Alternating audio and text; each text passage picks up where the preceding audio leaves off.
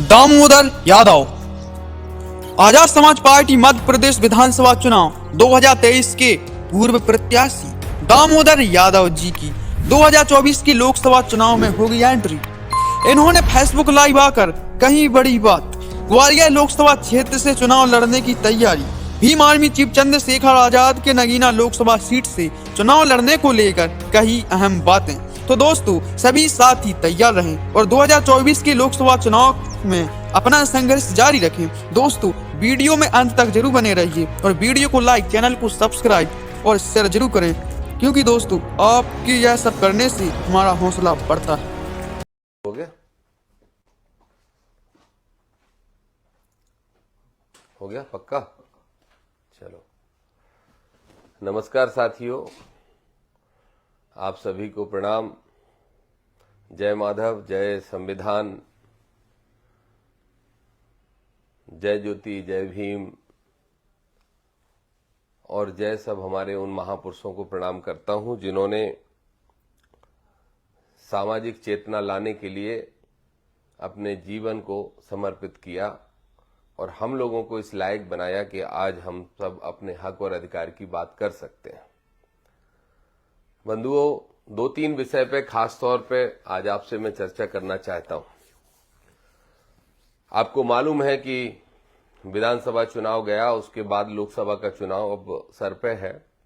मैं समझता हूं कि 60-70 दिन बाद आचार संहिता घोषित हो जाएगी, चुनाव अनाउंस हो जाएगा।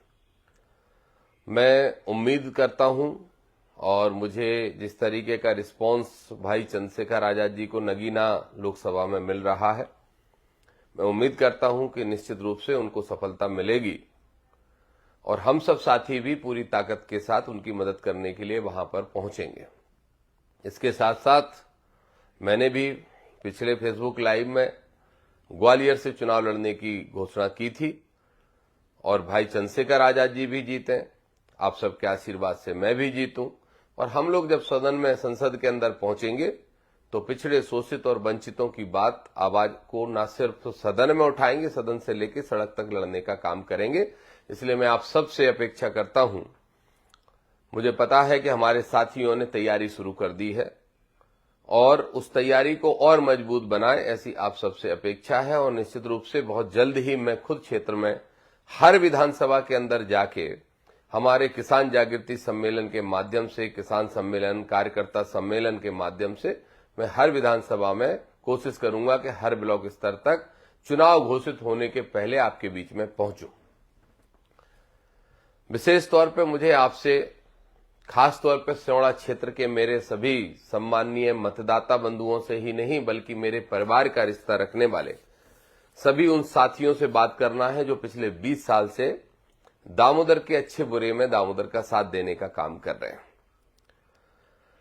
बंधुओं, अभी मैंने सुना, एक रूमर उड़ गया है बहुत तेजी के साथ कि 2028 का जब चुनाव आएगा, 2024 के बाद जब 2028 का विधानसभा का चुनाव आएगा तो दामोदर यादव सिवड़ा से चुनाव नहीं लड़ेगा। ऐसा पता नहीं किसने खबर फैलाई है, लेकिन बहुत तेजी से फैल गई। मैं समझता हूं कि जो एक मेरा जो धन्यवाद सभा वाला कार्यक्रम था, जिसमें मैंने कहा था कि अब मेरी इच्छा नहीं है चुनाव लड़ने की, तो उससे कहीं ना कहीं हमारे जो विरोधी लोग हैं राजनीतिक क्षेत्र में, उन्होंने उसको एक बहुत बड़ा माहौल बनाने का काम सिवड़ा क्षेत्र के अंदर किया। आप सभी लोगों ने नाराजगी जाहिर की, आप सब लोगों ने आश्चर्य जाहिर किया कि ये डिसीजन मैं कैसे ले सकता हूं। बहुत सारे लोगों ने फोन किए, बहुत सारे लोगों ने मैसेज किए। मैं आपको बड़े स्पष्ट तौर पे बताना चाह रहा हूं, जब तक मेरे शरीर के अंदर खून का एक भी बूंद है, तब तक मैं सिवड़ा क्षेत्र की जनता का ऋण नहीं उतार सकता। मैं जानता हूं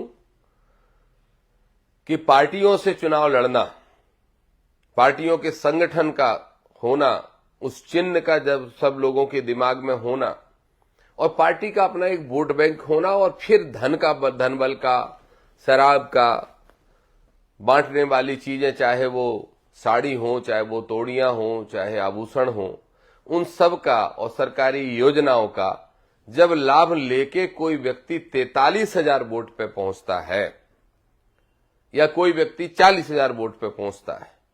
आप सबके आशीर्वाद से आप लोग मुझे 30,000 वोट पे बहुत छोटे दल से, जो हमारा दल अभी नया है, छोटे से मतलब मेरा नए दल से, जिसकी विचारधारा बहुत बड़ी है, बाबा साहब की विचारधारा, मान्यवर कांसीराम साहब की विचारधारा, माननीय मुलायम सिंह यादव जी की विचारधारा, माननीय शरद यादव जी की विचारधारा, महात्मा ज्योतिबा फुले माता सावित्रीबाई की विचारधारा, लोकमाता अहिल्याबाई की विचारधारा, अवंतीबाई माता अवंतीबाई की विचारधारा, माता झलकारी बाई की विचारधारा और वो सारे महापुरुषों की, साहू जी महाराज की विचारधारा, उसको बढ़ाने का काम हम और चंद्रशेखर भाई साथ में मिलकर कर रहे हैं। लेकिन चूंकि दल अभी शुरुआत की स्टेज पे था और उसके बाद भी मात्र 15 दिन के समय में अगर आप 30,000 वोट दे सकते हो तो निश्चित रूप से 30 दिन का समय होता तो आप 60,000 वोट तक भी पहुंचाने का काम कर पाते। तो मैं मानता हूं कि अगर इसको आप किसी भी दृष्टि से कैलकुलेट करेंगे, उसका हिसाब किताब जोड़ेंगे, तो आप ये पाएंगे कि आपकी जीत हुई है। अगर वोट के आधार पर आप बात करेंगे तो जो 30,000 लोगों ने मुझे 15 दिन के अंदर विधानसभा पहुंचाने के लिए मतदान करने का काम किया है, उनका ऋण कभी मैं उतार नहीं सकता। इसलिए मैं कह रहा हूं कि ये जो भ्रम फैलाया गया है कि अब दामोदर यादव यहां से चुनाव नहीं लड़ेगा, मैं आपको स्पष्ट तौर पे बताना चाहता हूं, आपने जो किया मेरे लिए और आप जो कर रहे हैं 20 साल से, वो उसका जितना भी मैं बदले में अच्छा कर सकूं, जनहित की लड़ाई लड़ सकूं, सड़कों पे लड़ सकूं, वो मैं निरंतर करता रहूंगा और अगला विधानसभा चुनाव भी मैं सेवड़ा से ही लड़ूंगा। ये स्पष्ट तौर पे मैं बता रहा हूं। इसलिए मेरे साथी कार्यकर्ता, हमारे साथी नेता, आम मतदाता, विचारधारा वाले लोग किसी भी तरीके से चिंतित ना हो और नाराज ना हो और निराशा के और भाव में ना आए। दूसरी बात और आपको स्पष्ट कर दूं, कौन विधायक बना, किसकी सरकार बनी, इसकी परवाह मत करिए। हम ही विधायक हैं, आप और हम, और हमारी ही सरकार रहेगी, चाहे किस पार्टी की है, कौन मुख्यमंत्री है, कौन मंत्री है, कौन विधायक, इसकी परवाह मत करिए। थाने से लेके कचहरी तक, तहसील से लेके एक एक सरकारी दफ्तर तक हमारा कार्यकर्ता काम कराने जाएगा और जो जनता को परेशान करेगा उसको ठिकाने लगाने का काम करेंगे, जो कि हम 20 साल से करते चले आ रहे हैं। इसलिए किसी तरह के भ्रम में ना आए। एक चीज और कहूंगा, आज से ही तैयारी फिर शुरू कर दें विधानसभा चुनाव की। मैं मानता हूं कि बहुत ताकत सब साथियों ने लगाई, लेकिन जमीनी स्तर पे जो माहौल था उस हिसाब से वोट पड़ता तो 50,000 से अधिक पड़ता। कहीं ना कहीं उस संगठन की संरचना में हमें समस्या आई और उसके संचालन में समस्या आई समय के अभाव के कारण। इसलिए मैं सभी सेक्टर प्रभारी जो हमारे बन गए थे और जो लोग बाकी हैं उनको बना देते हैं, और मैं निवेदन करूंगा अपने एक एक साथी से कि अभी से 5 साल तक लगातार मेहनत करें और 1 लाख वोट का लक्ष्य बनाएं कि सेवड़ा में अगली बार आपके भाई दामोदर को आप लड़ाओगे और 1 लाख वोट देने का काम करोगे। ये आप लक्ष्य बनाने का काम करिए, इस पे काम करिए। और इसलिए भी मैं 1 लाख वोट डिजर्व करता हूं। जो विधायक बने हैं, जो इसके पहले कांग्रेस से विधायक थे, जो दोनों प्रदीप भाई और घनश्याम सिंह जी, आप जानते हो, चाहे विधानसभा में का मुद्दा हो और चाहे सड़क का मुद्दा हो, मुझसे ज्यादा वो क्या लड़ सकते हैं, आपको बेहतर पता है। 10% भी नहीं पूरा कर सकते, ये आपको पता है। आपने दोनों के कार्यकाल देखे, दोनों के 5-5 साल पहले देखे, दूसरे का एक 10 साल का 5 साल का कार्यकाल फिर शुरू हो गया है। तो इसलिए अगला चुनाव जब लड़ाओ तो बड़े वोटों से जिता के इनकी जमानतें जब्त कराने का काम आपको साथियों करना पड़ेगा। मैं वादा कर रहा हूं कि मैं सेवड़ा से ही लड़ूंगा और ना सिर्फ चुनाव लड़ूंगा, जैसी लड़ाई जनता की लड़ता था उससे भी ज्यादा लड़ने का काम करूंगा। मैंने कल ही के सबको बोला है कि जो आपकी सक्रियता क्षेत्र में है उसको और बढ़ाइए, और हमारे एक भी साथी के मन में निराशा का भाव किसान के मन में नहीं आना चाहिए। उनको एहसास ही नहीं होना चाहिए कि उनका भाई चुनाव नहीं जीता और वो विधायक नहीं बना। एक बात और मैं कहना चाहता हूं, वो पत्र दीजिएगा। मैं पहले भी पिछले फेसबुक लाइव में कह चुका, हमारे क्षेत्रीय विधायक जो बने हैं प्रदीप अग्रवाल जी आपसे, और मुझे उम्मीद है कि अभी तुरंत आपके पास ये खबर फिर से पहुंच जाएगी। मैंने आपसे निवेदन किया था कि जो जरूरत है सेवड़ा विधानसभा क्षेत्र के लोगों को, जिन कामों की, उनकी प्राथमिकता तय की जाए और उसके लिए आप काम करें। आप पहले भी 5 साल सरकार के विधायक रहे हैं और आप फिर से 5 साल के लिए सरकार के विधायक बन गए हैं। कोई तो मुझे बोल रहा था कि मंत्री बनने वाले हैं, तो मैं खुश था कि हमारा विधायक मंत्री बनेगा तो अच्छी बात है, पार्टियां भला ही अलग हो, विचारधारा भले ही अलग हो, लेकिन हमारे क्षेत्र का आदमी मंत्री बनेगा। नहीं बनाया इनने, इसका मुझे अफसोस है। उम्मीद करता हूं आगे बनोगे। लेकिन यह पत्र मैंने आपको लिखा है, मेरे फेसबुक पेज से यह पत्र ऑलरेडी सर्कुलेट हो गया है, आपको व्हाट्सएप पे भी भेज दिया गया है और मीडिया में भी ये पत्र जारी कर दिया गया है। इस पत्र में मैंने आपको स्पष्ट लिखा है और आग्रह किया है। बहुत सारी घोषणाएं मैंने भी की, आपने भी की चुनाव के दौरान। घोषणाएं मेरी पूरी मैं नहीं किस लिए कर सकता, क्योंकि मैं विधायक नहीं बना, सदन के अंदर नहीं बैठा हूं, लेकिन घोषणाएं पूरी करवाने के लिए संघर्ष जरूर करूंगा।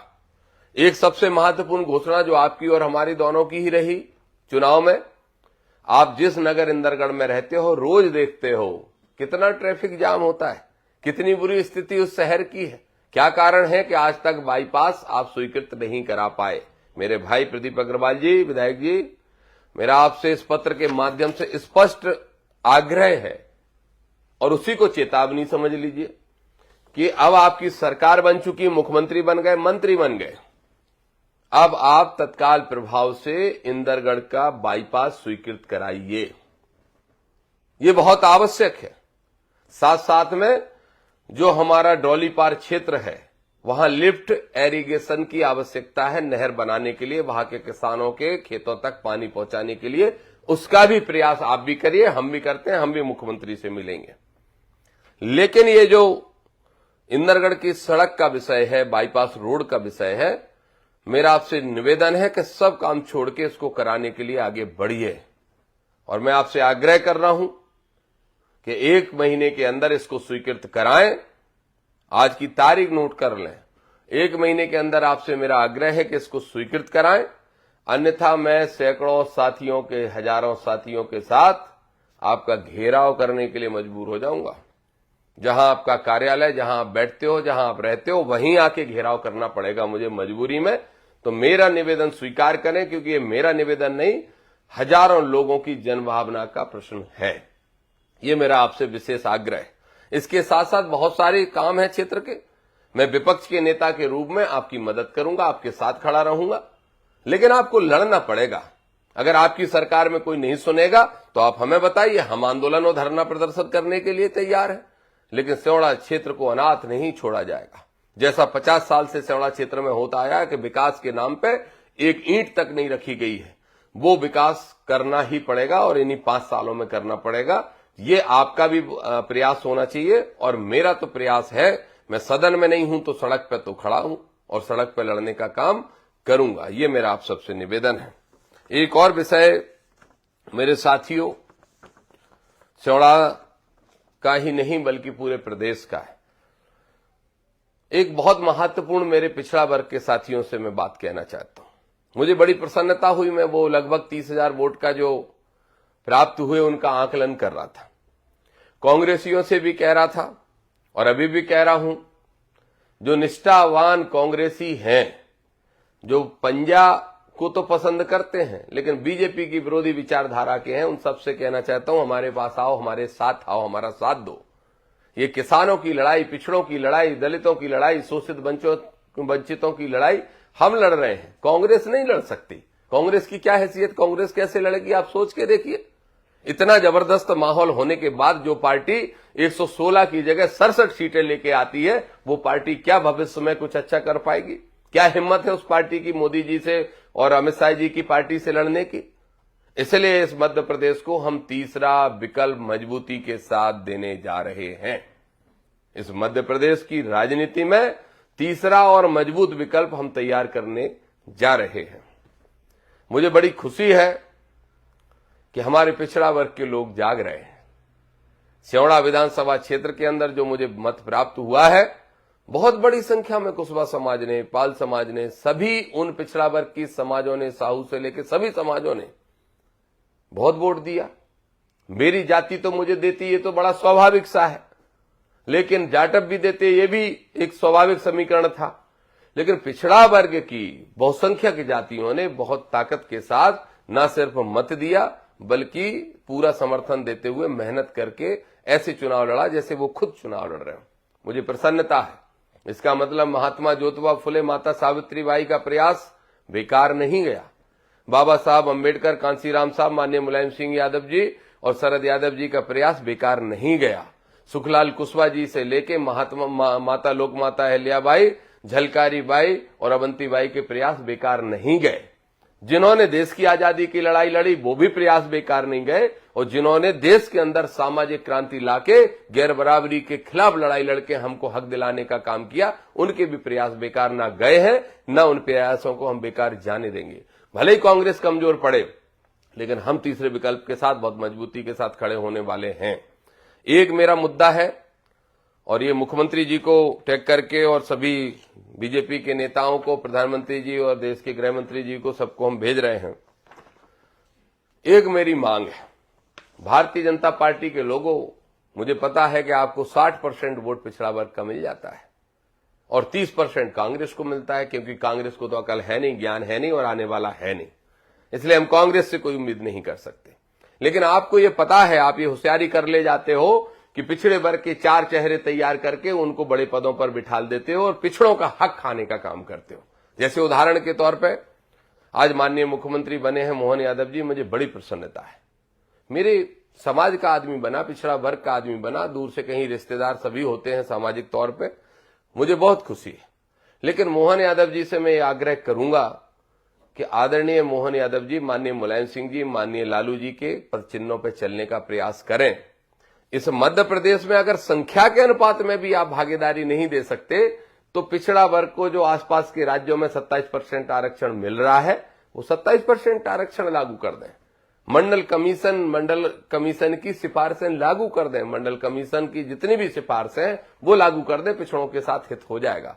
और आप स्वयं पिछड़ा वर्ग के हैं, ऊपर से कृष्ण वंशज है, तो अगर आप ही लागू नहीं करेंगे तो कौन लागू करेगा। तो मैं आप सबसे निवेदन करना चाहता हूं, एक बहुत बड़ी मांग है माननीय प्रधानमंत्री जी से, माननीय देश के गृह मंत्री जी से, भारतीय जनता पार्टी जो कि इस देश के अंदर शासन कर रही है उससे, जिस तरह से एससी भाइयों को और एसटी भाइयों को राजनीतिक भागीदारी दी जाती है, आरक्षण दिया जाता है विधानसभा लोकसभा के अंदर, क्या पिछड़ा वर्ग को वैसी भागीदारी नहीं मिलना चाहिए। मैं कांग्रेस के अंदर जिस मुद्दे पर लड़ाई लड़ के थक गया, मैं भारतीय जनता पार्टी के साथियों आपसे कहना चाहता हूं, अगर आप वास्तव में हमारे शुभचिंतक हैं तो सिर्फ हमारी बिरादरी के, हमारे वर्ग के 6 पदाधिकारी बना देने से हमारा भला नहीं होने वाला। हमारा भला तो तब होगा जब इस मध्य प्रदेश की विधानसभा में संख्या के अनुपात में हमारे सीटें आरक्षित की जाएं, देश की लोकसभा के अंदर सीटें आरक्षित की जाएं। तो मैं चाहता हूं, मेरे साथी चाहते हैं, इस प्रदेश के करोड़ों लोग चाहते हैं, इस देश के करोड़ों लोग चाहते हैं पिछड़ा वर्ग के, कि भारतीय जनता पार्टी की सरकार में जो वर्तमान में प्रधानमंत्री हैं वो पिछड़ा वर्ग के हैं, वर्तमान में जो मध्य प्रदेश के मुख्यमंत्री हैं वो पिछड़ा वर्ग के हैं। तो हम ये उम्मीद तो आपसे कर सकते हैं और यही हमारी मांग है और इसी के लिए हम आगे संघर्ष करने जा रहे हैं। एक तारीख तय हो रही है मेरे साथियों बहुत जल्दी, जिसमें मैं ग्वालियर से लेके भोपाल तक पिछड़ा अधिकार यात्रा निकालने वाला हूं और वो यात्रा का पहला चरण होगा। ऐसे 7 चरण अगले 2 महीने के अंदर लोकसभा चुनाव घोषित होने के पहले हम मध्य प्रदेश के अंदर कंप्लीट करेंगे। एक चरण होगा जो ग्वालियर से भोपाल आएगा, तो दूसरा चरण होगा जो छतरपुर से भोपाल आएगा, तो तीसरा होगा जो सतना से भोपाल आएगा, तो चौथा होगा जो बालाघाट बैतूल होते हुए भोपाल आएगा, तो 5वां होगा निमाड़ से खंडवा खरगोन से भोपाल आएगा, तो 7वां 6वां मिला के कुल मिला के बाबा साहब की जन्मभूमि से लेके महू होते हुए मालवा होते हुए भी भोपाल आएगा। ऐसे 7 चरण करके यात्रा के माध्यम से हम अपने लोगों को जागरूक करके और ये मुद्दा बताना चाहते हैं कि अगर पिछड़ों को भिखारी बनाने की जगह अगर मालिक बनाना है, हम कब तक झोली फैला के लोगों के सामने हाथ जोड़ के भीख मांगते रहे। एससी सीट, एसटी सीटें जो आरक्षित हैं उन पे बीजेपी कांग्रेस के लोग चाह के भी किसी दूसरे को तो नहीं लड़ा सकते। तो हमारे लोग क्यों कम पहुंचते? हमारी आबादी 55%, 60% और हमारे विधायक 20% भी नहीं बने। ये तो बड़ा अन्याय है। और जब तक हमारे लोग और बोलने वाले लोग, लड़ने वाले लोग विधानसभा लोकसभा में नहीं पहुंचेंगे, तब तक हम भिखारी बने रहेंगे, हम मालिक नहीं बन पाएंगे। हम झोली फैला के खड़े रहेंगे उनके सामने जिनको हमारे सामने झोली फैला के खड़े होना चाहिए। हमें देने वाला बनना चाहिए, उन्हें मांगने वाला बनना चाहिए, पर उल्टा सिस्टम है। तो मेरा आप सबसे निवेदन है, ये यात्राएं मैं करने जा रहा हूं और इसमें 4 मांगे मुख्य रूप से होंगी। पहली मांग, जातिगत जनगणना मध्य प्रदेश की सरकार कराए। दूसरी मांग, जातिगत जनगणना के बाद संख्या के अनुपात में आरक्षण देने का काम करे। तीसरी मांग, लोकसभा और विधानसभा के अंदर पिछड़ा वर्ग की सीटें आरक्षित की जाएं। और चौथी मांग किसानों से संबंधित है। अगर इस देश के बड़े बड़े उद्योगपतियों का कर्जा हजारों लाखों करोड़ माफ किया जा सकता है, तो इस मध्य प्रदेश में और इस देश के अंदर जो किसानों का कृषि क्रेडिट कार्ड का कर्जा है उसको माफ कर दिया जाए। आदरणीय मोदी जी के मित्रों का कर्जा जितना माफ किया गया उससे भी कम कर्जा है किसानों के क्रेडिट कार्ड का। इन चारों मांगों को लेकर हम ये 7 चरण में अलग अलग यात्रा करने वाले हैं और हर चरण में आके भोपाल में धरना प्रदर्शन करेंगे। मुख्यमंत्री जी के पास जाएंगे, महामहिम राज्यपाल के पास जाएंगे और उनसे प्रार्थना करेंगे, उनसे विनती करेंगे, उनसे निवेदन करेंगे। और नहीं मानेंगे तो हम आंदोलन करेंगे, सड़कों पर उतरेंगे और फिर इसी आंदोलन को हम दिल्ली जंतर मंतर तक ले जाने का काम करेंगे। मेरा आप सभी पिछड़े वर्ग के साथियों से, सभी बाबा साहब के फॉलोवरों से, बाबा साहब कांसीराम साहब, माननीय मुलायम सिंह जी, माननीय जो है लालू प्रसाद शरद यादव जी और माननीय जितने भी हमारे महात्मा ज्योतिबा फुले से लेके और सावित्रीबाई फुले तक जितने भी महापुरुष हुए हैं, जो भी इस विचारधारा को मानते हैं, जो किसान हैं, जो गरीब हैं, शोषित हैं, वंचित हैं, उन सबसे मेरी प्रार्थना है, राजनीति में अपना हक हुकूक को एक बार पाइए, उसके बाद आप भिखारी नहीं रहोगे। आपको सब अपना सम्मान, हक, अधिकार मिलने लगेंगे आपके घर बैठे। इसलिए ये जो मैं लड़ाई लड़ रहा हूं, आपको भिखारी से मालिक बनाना चाहता हूं। इस संविधान ने हमें जो हक दिए हैं वो दिलाना चाहता हूं। इसलिए आप सबसे मेरी प्रार्थना है इस फेसबुक लाइव के माध्यम से कि जन चर्चा का मुद्दा बना इन सब मुद्दों को, जिन 4 मुद्दों पर मैं निकलने वाला हूं, और ये बात करें आप उसमें कि हमारी भागीदारी राजनीतिक रूप से निश्चित क्यों नहीं हो सकती। हमारे महापुरुष लड़ लड़ के थक गए, कुछ चले गए इस दुनिया को छोड़ के, उनके सपने को हम अधूरा नहीं छोड़ सकते। वही लड़ाई हमें करना है, वही लड़ाई हमें लड़ना है, लेकिन मुझे आप सबका सहयोग चाहिए। आप सबका तन से, मन से, धन से, हर तरह से आपका सहयोग लगेगा। इस लड़ाई को आगे लड़ने के लिए मैं आगे बढ़ने वाला हूं। हमारे महापुरुषों के बताए हुए रास्ते पे अगर हम 10% भी चल लिए तो हमारे बच्चों का भविष्य, हमारी पीढ़ियां सुधर जाएंगी और हम भिखारी नहीं, मालिक बनने का काम करेंगे। इन सब में मुझे आप सबके सहयोग की आवश्यकता है। मैं उम्मीद करता हूं चौड़ा विधानसभा क्षेत्र के लोगों को भी बात स्पष्ट संदेश पहुंच गया होगा कि मैं आपके बीच था, आपके बीच रहूंगा, आपके ही बीच चुनाव फिर लड़ने का काम करूंगा। जिस लोकसभा से लड़ रहा हूं, जो हमारी पार्टी है, हमारी पार्टी के जो राष्ट्रीय अध्यक्ष जी हैं वो लड़ रहे हैं, वो भी संदेश मैंने आपसे स्पष्ट बातचीत की और पिछड़ा वर्ग के साथियों से विशेष तौर पे ये मैंने निवेदन किया, भारतीय जनता पार्टी की सरकार से पुनः आग्रह, इस मुद्दे पे हम लोग सड़कों पे निकलने वाले हैं। आप अपनी पार्टी में राष्ट्रीय स्तर तक बात कर लीजिए, माननीय मोहन यादव जी, आप भी कर लीजिए, और लोग भी हैं जो पिछड़े वर्ग के, आप सब कर लीजिए। मैं चाहता हूं कि हमारा भाईचारा ऐसे ही बना रहे और शांति के साथ हमारी उन मांगों को स्वीकार कर लिया जाए जो हमारे लिए आवश्यक है। यही मैं आप सबसे प्रार्थना करूंगा और आप सभी साथियों से जो मुझे सुन रहे हैं और जो सुनेंगे अभी फेसबुक लाइव जगह जगह जब पहुंचेगा, आप सबसे मेरी प्रार्थना है, मेरे पिछड़े वर्ग के भाइयों, सोते मत रहो, जागो, राजनीति पे कब्जा करो, राजनीति पे कब्जा करो, सत्ता पे कब्जा करो। उसके बाद इस देश के अंदर, इस प्रदेश के अंदर आपका शोषण खत्म होगा। नहीं तो आपको पता ही नहीं कि आपके साथ क्या शोषण किया जा रहा है, आपका हक कौन खा रहा है। आपके हक पे मैं डकैती नहीं डालने दूंगा किसी को। ये मेरा मिशन है, ये मेरा अभियान है। इसमें आप सबका आशीर्वाद और सहयोग की आवश्यकता है और उम्मीद करता हूं कि पूरी ताकत के साथ, जैसे आज तक आप साथ देते आए, उससे भी डबल ताकत के साथ पूरे प्रदेश के पिछड़े वर्ग के लोग और पूरे प्रदेश के बाबा साहब, कांसीराम साहब, माननीय मुलायम सिंह जी और सभी विचारधारा के लोग, महात्मा फुले से लेके सब हमारा सहयोग प्रदान करेंगे। आप सबको बहुत बहुत धन्यवाद, आप सबको प्रणाम। जय माधव, जय संविधान, जय हिंदुस्तान, जय जवान, जय किसान। हिंदुस्तान की जगह हमें बोलना चाहिए जय भारत। जय जवान, जय किसान। और आप सभी को प्रणाम करता हूं। महात्मा फुले, बाबा साहब, सावित्रीबाई फुले माता और हमारी लोक माता अहिल्याबाई, हमारी माता लक्ष्मीबाई से लेके, वीरांगना लक्ष्मीबाई से लेके, हमारी माता झलकारी बाई, हमारी माता अवंतीबाई और महाराज साहू जी महाराज और सभी महापुरुषों को मैं प्रणाम करते हुए उनको साक्षी मान के आपसे वादा करता हूं कि आप मुझे बस सहयोग करने का काम करो, उनके अधूरे सपनों को पूरा करके हमारा और आपका हक आप तक पहुंचाने का काम मैं करूंगा। आप सबको बहुत बहुत धन्यवाद, सबको प्रणाम।